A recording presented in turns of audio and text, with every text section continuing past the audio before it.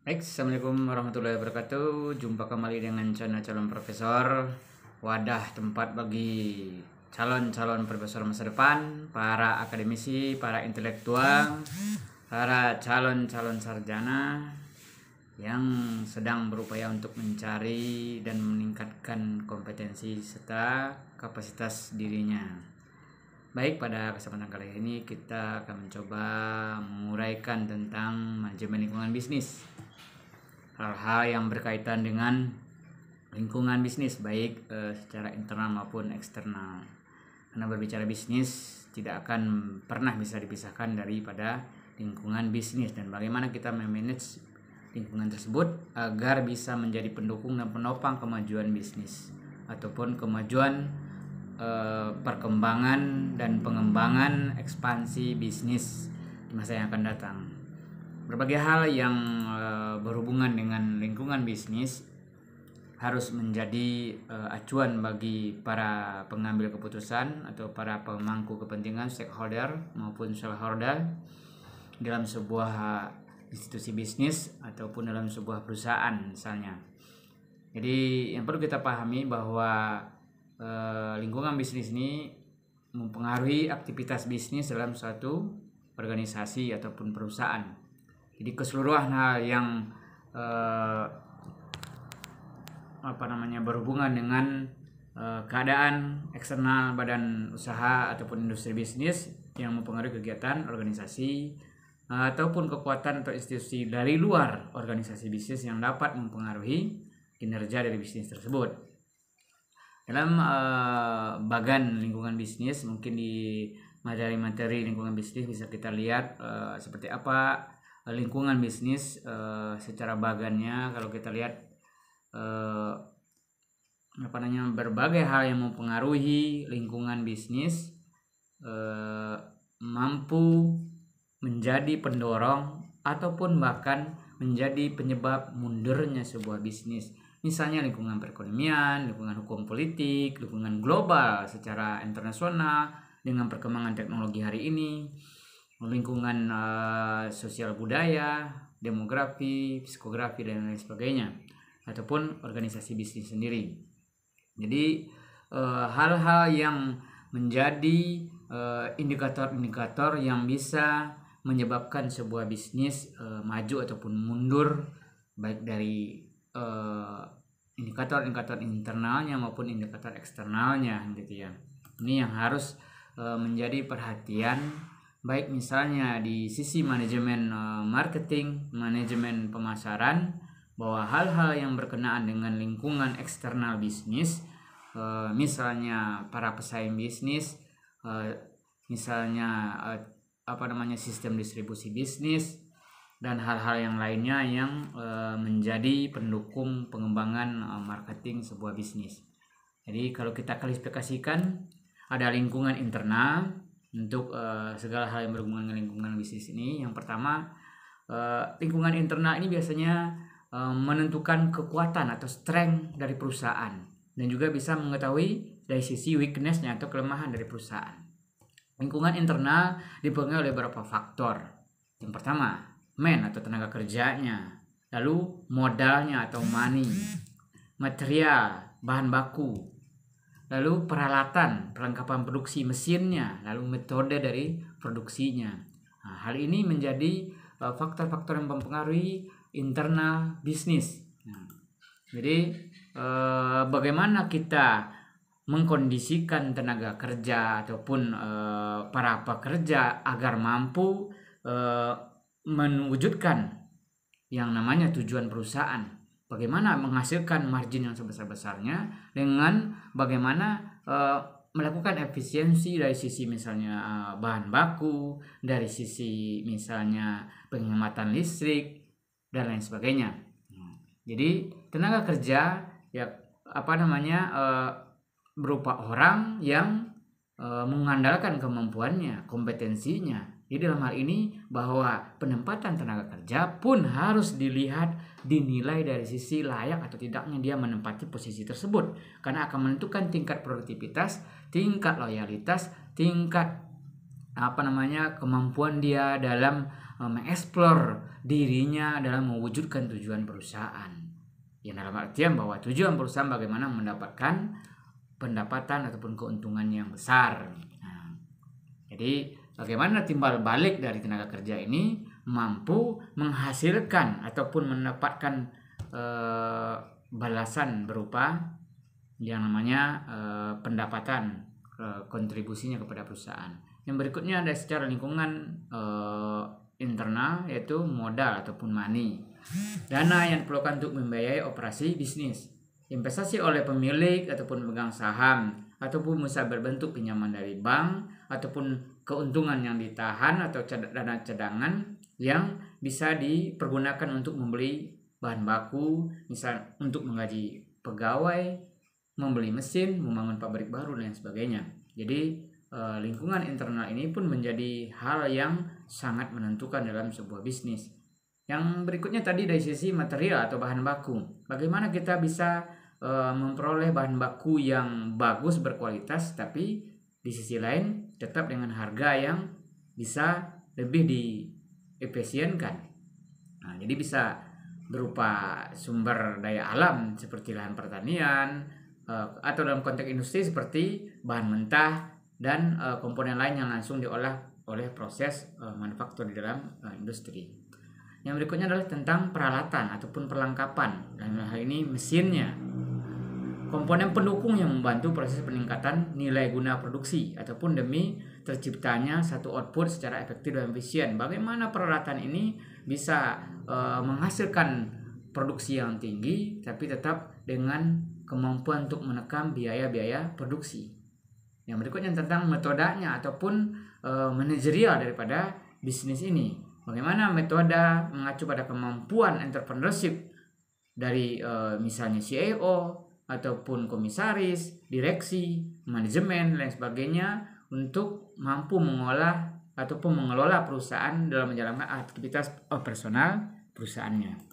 Jadi itu lingkungan secara internal, dan itu menjadi faktor-faktor pendukung ataupun bahkan menjadi penyebab mundurnya sebuah bisnis. Dan ini menjadi perhatian bagi para pengambil kebijakan ataupun pengambil keputusan di organisasi bisnis.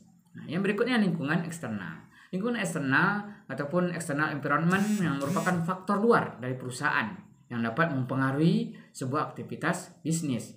Secara sederhana, faktor lingkungan eksternal terdiri dari yang pertama threat of new entrants atau ancaman produk serupa. Jadi kita bisa menilai produk-produk apa saja dari para pesaing yang menjadi saingan dari produk kita.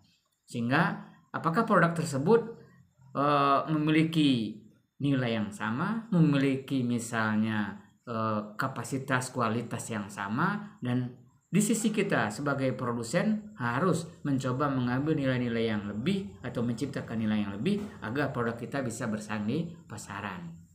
Lalu kita lihat dari sisi produk pengganti dari produk kita.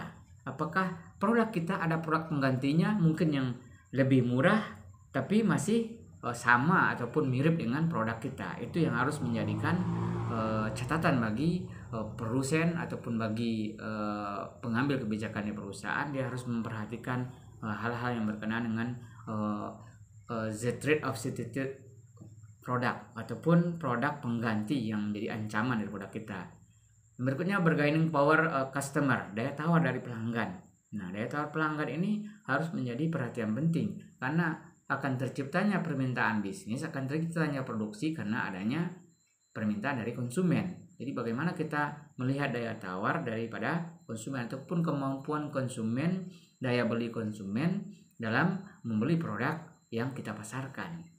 Yang berikutnya bargaining power of suppliers, daya tawar dari supplier. Bagaimana kita bisa memperoleh link ataupun channel yang terbaik dalam hal bahwa bahan baku misalnya yang kita peroleh bisa dengan kualitas yang bagus, tapi tetap tidak mengesamping bahwa kita harus memperoleh biaya bahan baku yang lebih murah sehingga kita bisa menciptakan keuntungan yang tinggi agar mampu bersaing di pasaran. Berikutnya intensity of competitive rivalry, menjawab tantangan pesaing bisnis. Ya, bagaimana produk pesaing di pasaran, kita harus mengikuti bagaimana produk kita pun mampu bersaing dengan produk para pesaing di tataran market gitu ya. Lingkungan eksternal ini dibagi dalam dua kategori, lingkungan mikro maupun lingkungan makro.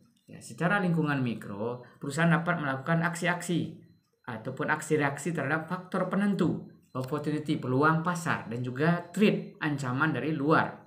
Kalau secara internal tadi kita berbicara tentang strength, tentang kekuatan, dan juga weakness, kelemahan. Tapi dari sisi lingkungan mikro di eksternal perusahaan, kita melihat tentang opportunity atau peluang pasar, dan juga threat, ancaman dari luar. Ancaman seperti tadi mungkin dari para pesaing kita, ataupun dari pihak-pihak lain yang tidak senang dengan bisnis kita. Faktor-faktor yang mempengaruhi tentang lingkungan mikro ini, yang pertama pemerintah. Pemegang saham atau shareholder, kreditor, pesaing, publik atau customer, perantara, pemasok, dan konsumen. Jadi bagaimana bahwa pelanggan misalnya, masyarakat umum ataupun rumah tangga yang berpotensi untuk mengkonsumsi output ataupun barang dan jasa yang dihasilkan oleh perusahaan, organisasi bisnis, lembaga pemerintah maupun organisasi non-profit lainnya. Nah, jadi itu menjadi hal yang dipertimbangkan. Pemasok pun misalnya pihak-pihak yang menyediakan faktor-faktor produksi kita seperti bahan baku, ya, peralatan, keuangan, tenaga kerja, dan sebagainya. Perantara itu pihak yang berperan sebagai penyalur dari produksi agar sampai kepada para pelanggan, distributor misalnya kan gitu ya. Dan juga pesaing. Pesaing itu organisasi tertentu yang menawarkan barang dan jasa yang sama atau serupa kepada customer atau prospek yang sama dengan kita. Nah, berbicara kreditor, kelompok memiliki kepentingan tertentu yang mempengaruhi kegiatan organisasi dalam hal finansial atau keuangan, institusi perbankan, pihak ketiga, ataupun individu yang akan memberikan pinjaman dana kepada organisasi bisnis. Pemerintah, badan atau perwakilan yang membuat peraturan perekonomian. Nah, ini regulasi yang mengatur tentang tata tertib operasional perusahaan. Misalnya dalam hal ini hari ini bahwa perusahaan-perusahaan harus mengeluarkan CSR-nya, dan setiap perusahaan wajib mengeluarkan CSR, dan ini akan mempengaruhi terhadap perjalanan bisnis kalau sampai misalnya bisnis kita atau perusahaan kita tidak mengeluarkan CSR-nya, sehingga ini akan nanti menjadi terdapat sanksi dari pemerintah. Nah, ini harus kita lihat juga sebagai salah satu aspek mikro yang mempengaruhi terhadap perjalanan bisnis. Nah, jadi berbicara mekanisme dari regulasi yang harus ditaati, bahwa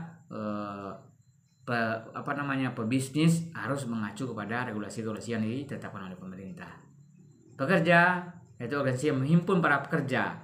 Jadi kalau tadi secara internal karyawan, tapi kalau berbicara pekerja di lingkungan eksternal itu berbicara serikat pekerja misalnya yang memperjuangkan aspirasi dari anggotanya. Oke, itu lingkungan internal secara mikro. Berikutnya lingkungan eksternal secara makro, di mana perusahaan hanya dapat merespon lingkungan luar perusahaan. Faktor yang mempengaruhinya lingkungan ekonomi, lingkungan teknologi, politik, hukum, lingkungan sosial atau kultur, budaya, lingkungan global secara umum, secara internasional, lingkungan bisnis, lingkungan teknologi dan informasi. Nah, ini hal-hal yang menjadi catatan. Kita lihat lingkungan perekonomian, kondisi perekonomian di mana misalnya kondisi yang terjadi pada saat kita menjalankan aktivitas bisnis kita. Lingkungan perekonomian akan dipengaruhi oleh sistem perekonomian yang dijalankan oleh negara tersebut atau di tempat di mana bisnis dijalankan. Jadi kalau misalnya di Indonesia ini seperti apa sistem perekonomian yang diterapkan oleh pemerintah, itu akan mempengaruhi bagaimana jalannya bisnis. Ya, kalau kita lihat kondisi hari ini, misalnya dalam kondisi COVID-19 ini, akan banyak hal-hal yang mempengaruhi tentang perjalanan bisnis. Nah, bagaimana kita berinovasi, berkreasi untuk menciptakan bisnis yang tidak terlalu terpengaruh oleh kondisi yang ada. Jadi bagaimana supaya bisnis menjadi tetap stabil dalam kondisi perekonomian yang bagaimanapun juga. Nah, sistem perekonomian dilakukan memiliki tujuan untuk memperoleh pertumbuhan ekonomi dan stabilitas ekonomi. Jadi dalam hal ini bagaimana kita mengatur bisnis kita supaya tetap stabil dalam sistem perekonomian yang sedang ada di dalam sebuah negara. Hal-hal yang mempengaruhi tentang pertumbuhan ekonomi. Yang pertama, hal yang terjadi saat pertumbuhan ekonomi output per kapita, jumlah barang yang dihasilkan oleh sistem per orang naik. Orang mendapatkan manfaat dari standar hidup yang lebih tinggi. Mereka akan dapat membeli banyak barang dan jasa dengan uang mereka. Jadi pertumbuhan ekonomi akan mempengaruhi tentang pergerakan bisnis. Pertumbuhan ekonomi suatu negara dapat dicerminkan melalui nilai pendapatan nasional negara tersebut. Jadi pendapatan per kapita penduduk, pendapatan per kapita secara nasional. Lalu kita lihat pendapatan nasional ini bisa dipengaruhi oleh misalnya produk domestik bruto, total nilai barang dan jasa yang diproduksi dalam periode tertentu oleh ekonomi secara nasional dengan seluruh faktor produk di dalam negeri. Bila domestik bruto ini naik dalam satu negara, maka jumlah outputnya juga akan naik. Jika jumlah output naik, maka ada pertumbuhan ekonomi, berarti bisnis kita akan baik perkembangannya. Jadi dari nilai GDP ini ataupun gross domestic product tadi atau produk domestik bruto dapat dihitung juga bagaimana domestik bruto per kapitanya yang merupakan nilai GDP per orang yang dapat dicari dengan membagikan GDP total dengan populasi penduduk. Produk nasional bruto. Jadi yang pertama GDP atau gross domestic product, yang kedua GNP, gross national product atau produk nasional bruto, yang merupakan total nilai barang dan jasa yang diproduksi oleh ataupun secara nasional oleh satu negara dan suatu periode tertentu, terlepas dari mana faktor produksi itu berada. Nah, ini menjadi hal yang mempengaruhi dari sisi pendapatan nasional. Yang berikutnya stabilitas ekonomi.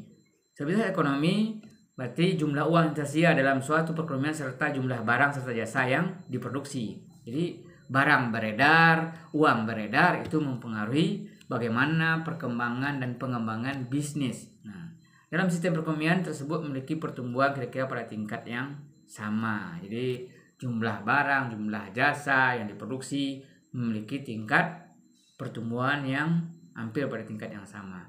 Ancaman stabilitas ekonomi diantaranya adalah inflasi dan pengangguran. Ini merupakan hal yang paling prinsip, hal yang paling penting mempengaruhi ekonomi secara umum. Semakin besar tingkat inflasi akan mempengaruhi pergerakan pertumbuhan ekonomi, pergerakan pertumbuhan bisnis. Banyak pengangguran pun sama. Bahkan kalau terlalu tinggi pengangguran maka akan mengakibatkan tingkat produksi akan terpaksa diturunkan. Kenapa? Daya beli masyarakat menurun. Inflasi pun sama. Semakin tinggi inflasi berarti menandakan bahwa harga barang-barang akan melonjak tinggi sehingga masyarakat tidak akan mampu melakukan pembelian ataupun transaksi dengan para pelaku usaha. Jadi inflasi dan pengangguran menjadi hal yang paling prinsip dalam hal ekonomi secara makro maupun mikro yang akan mempengaruhi terhadap lingkungan bisnis. Jadi kalau terjadi tingkat kenaikan harga yang tinggi akan terjadi penurunan daya beli. Begitu juga dengan pengangguran yang banyak akan menurunkan produktivitas, menurunkan daya beli juga. Pengelolaan ekonomi. Pengelolaan satu ekonomi dapat dilakukan oleh pemerintah. Dalam ini bahwa pemerintah menetapkan sistem dalam pengelolaan ekonomi. Merupakan hal yang menjadi pendukung bergeraknya, bertumbuhnya ekonomi. Jadi sebuah upaya pemerintah untuk menanggulangi permasalahan ekonomi seperti tadi penanggulangan inflasi maupun pengangguran. Pemerintah dapat mengelola ekonomi melalui dua perangkat kebijakan. Pemerintah mengelola penagihan dan pengeluaran pendapatan melalui kebijakan fiskal misalnya atau pajak. Kebijakan moneter. Jadi ada kebijakan fiskal, ada kebijakan moneter, yaitu berfokus pada pengendalian ukuran pasokan uang negara. Jadi seberapa banyak uang beredar itu menjadi tanggung jawab negara untuk mengaturnya. Karena akan semakin banyak uang beredar, inflasi akan terpengaruh gitu ya. Itu tadi yang berbicara tentang lingkungan secara perekonomian. Yang berikutnya lingkungan teknologi dan informasi. Bagaimana teknologi mempengaruhi tentang pertumbuhan ekonomi, pertumbuhan bisnis. Karena yang namanya teknologi, semakin tinggi tingkat teknologi yang digunakan, maka akan semakin minim misalnya tingkat tenaga manusia yang digunakan. Nah, jadi bagaimana hari ini teknologi mempengaruhi segala hal? Kita lihat dari sisi informasi bahwa begitu mudah, begitu murahnya informasi hari ini sehingga siapapun bisa mengkonsumsi informasi yang datang dari perusahaan ataupun dari luar perusahaan, apapun bentuknya, ke media sosial, ke media massa dan seterusnya. Jadi berbagai hal yang mempengaruhi dari sisi teknologi ataupun komunikasi akan bisa meningkatkan kemampuan daya saing perusahaan. Contohnya hari ini dengan internet marketing ataupun bagaimana memasarkan bisnis dengan menggunakan e-marketing. Jadi dari sisi bisnis, informasi lebih mudah, dari sisi produk, teknologi bisa meningkatkan produktivitas ataupun meningkatkan kualitas daripada proses bisnis. Yang berikutnya, lingkungan hukum dan politik.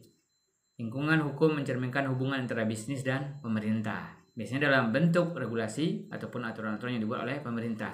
Berbagai perwakilan dari pemerintah mengelola dan memberi kebijakan seputar bidang-bidang seperti praktek periklanan, ada undang-undangnya, ada regulasi yang mengaturnya, pertimbangan keamanan kesehatan tentang BPOM misalnya, serta standar perilaku bisnis yang dapat diterima, adanya organisasi pelindungan konsumen dan seterusnya. Stabilitas politik merupakan sebuah pertimbangan penting. Kenapa? Dalam sebuah negara, kalau politik ataupun keadaan negara yang sedang tidak stabil seperti hari ini di Indonesia, bagaimana kita lihat bahwa ketidakstabilan politik di Indonesia dengan hari ini misalnya pemerintah menetapkan Omnibus Law dan terjadinya demo di mana-mana, itu akan menurunkan tingkat kepercayaan daripada investor, misalnya investor luar negeri, untuk menanamkan modalnya, karena mereka takut suatu saat bahwa investasi mereka akan hancur di negara tersebut. Jadi pemerintah harus memperhatikan stabilitas keamanan, stabilitas politik, stabilitas sosial budaya dan seterusnya.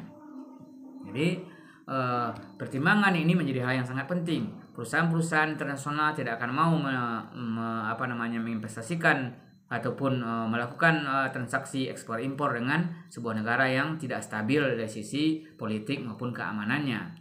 Jadi tidak ada bisnis yang ingin membangunnya dengan negara tersebut, kecuali hubungan dagang dengan negara tersebut dikelola dengan baik. Jadi faktor lingkungan hukum dan politik menjadi hal yang sangat prinsip dalam arus globalisasi ekonomi ataupun bisnis di sebuah negara. Yang berikutnya, lingkungan sosial dan budaya. Jadi lingkungan sosial, aspek-aspek tertentu yang mempengaruhi persepsi seseorang terhadap perusahaan, terhadap produk yang ditawarkan. Jadi berdasarkan hal-hal yang dapat diterima atau standar masyarakat, yang merupakan akibat kebiasaan norma-norma dari masyarakat itu sendiri. Jadi kalau misalnya sebuah produk sudah memiliki citra yang buruk di tengah masyarakat, maka akan mengakibatkan turunnya daya beli masyarakat. Ini hal yang harus diperhatikan oleh perusahaan. Bagaimana menciptakan citra merek yang bagus di tengah masyarakat, jangan sampai ada image negatif terhadap produk kita. Karena begitu mudahnya para pesaing bisnis hari ini untuk menghantam saingannya, sehingga akan runtuh image-nya atau citra baiknya di tengah masyarakat. Jadi perusahaan harus menyesuaikan diri dengan lingkungan sosial dan budaya tempat usaha mereka beroperasi ataupun dalam memasarkan produknya. Jangan sampai perusahaan melanggar norma-norma ataupun kaidah tertentu dalam masyarakat. Ya, misalnya di tengah masyarakat dengan image ataupun citra tentang yang namanya pemakaian ataupun penggunaan pakaian yang tertutup rapi, ataupun dalam hal ini bahwa di suatu masyarakat ataupun di sebuah komunitas masyarakat yang mendukung norma-norma keluhuran budi yang tinggi, bahwa tidak serampangan dalam menggunakan pakaian, dalam artian bahwa tidak menggunakan pakaian yang tidak terbuka atau terlalu terbuka. Jadi kalau di suatu tempat misalnya ada perusahaan menjual bikini, ya tempat tersebut kondisi sosial budayanya, kulturnya tertutup, itu tidak tepat. Itu contohnya, jangan sampai kita melanggar. Itu juga misalnya kalau kita lihat bahwa kalau ada di sebuah daerah yang menjunjung nilai-nilai keluhuran budi, lalu ada orang-orang yang tidak menghargai norma-norma sopan santun di daerah tersebut, akan menumbuhkan kebencian ataupun ketidaksukaan. Begitu juga dengan bisnis. Jadi kalau kita berada di suatu tempat, misalnya sebuah industri bisnis ataupun sebuah perusahaan berada di sebuah tempat, mereka harus mempertimbangkan amdalnya, dampak terhadap lingkungannya, polusi dari pabriknya, limbahnya dan seterusnya, itu akan mempengaruhi image terhadap produk kita. Nah itu. Jadi norma sosial harus diperhatikan, lingkungan sosial harus diperhatikan, budaya harus diperhatikan. Lingkungan sosial dapat mempengaruhi tren ataupun yang nantinya dapat berpengaruh terhadap industri. Contoh pada saat bulan Ramadan, industri kain dan pakaian akan ramai karena kaum muslimin memiliki kebutuhan akan pakaian yang lebih tinggi. Nah, jadi ini juga sebuah lingkungan ataupun sebuah analisa dari industri bagaimana bahwa apapun bentuk upaya seorang pengambil keputusan itu menjadi hal yang penting untuk menjadi catatan tumbuhnya sebuah bisnis. Yang berikutnya lingkungan global. Lingkungan global atau lingkungan internasional merupakan kondisi yang ada secara internasional, merupakan satu faktor utama yang mempengaruhi bisnis. Dikarenakan perusahaan besar maupun kecil yang ada di dalam negeri semakin ditantang dengan meningkatnya jumlah pesaing sebagai dampak dari adanya pasar global. Hari ini kita lihat barang-barang di seluruh dunia bisa dikonsumsi di seluruh belahan dunia dengan adanya internet marketing, dengan adanya online bisnis. Nah, ini pun menjadi sebuah acuan bagi kita untuk mengembangkan bisnis. Lingkungan secara global jangan dianggap remeh karena globalisasi dari secara bisnis itu menjadi faktor penting yang mendukung tetap berkembangnya bisnis tersebut. Apalagi kalau kita berbicara ekspansi secara global, bisnis yang akan go public secara internasional, itu harus mempertimbangkan hal-hal yang berhubungan dengan globalisasi tadi. Pasar global, internet marketing, bisnis dan seterusnya harus menjadi makanan sehari-hari bagi sebuah bisnis. Nah, ini secara lingkungan eksternal yang mempengaruhi bisnis. Nah, yang berikutnya lingkungan demografi, yaitu perusahaan berkaitan dengan demografi seperti populasi penduduk, struktur masyarakat secara umum, distribusi dari geografisnya, pencampuran etnis ataupun distribusi pendapatan. Hal ini mempengaruhi permintaan. Jadi sebuah industri bisnis harus menilai, melihat, menganalisis pangsa pasar secara demografis. Ya, misalnya secara tingkat pendidikan, usia dan seterusnya. Nah, itu geografis. Jadi banyak hal yang harus dipertimbangkan untuk menentukan target pasar, menetapkan pangsa pasar, sehingga baru bisa kita melakukan promosi ataupun pencitraan terhadap produk maupun brand kita. Nah, itu tentang lingkungan demografi. Yang berikutnya lingkungan alam. Lingkungan alam pun mempengaruhi terhadap perkembangan ataupun pertumbuhan bisnis. Kondisi alam yang berjalan secara alamiah di mana perusahaan untuk menjalankan aktivitasnya itu mempengaruhi bisnis. Iklimnya, cuacanya, topografinya, kondisi geografis wilayah tersebut maupun sumber-sumber daya alam yang tersedia di suatu tempat itu akan mempengaruhi pasukan sumber daya dalam bentuk bahan baku. Kadang-kadang dapat menjadi permasalahan tersendiri bagi organisasi bisnis. Makanya sebelum sebuah bisnis berdiri, dia harus memperhitungkan apakah bahan bakunya, pasokan bahan bakunya akan mudah dia peroleh atau tidak, gitu ya. Jadi kondisi cuaca pun menentukan apakah produk yang akan kita keluarkan dan kita produksi sesuai tidak dengan kondisi ataupun situasi yang ada di lingkungan tempat bisnis itu berada, gitu.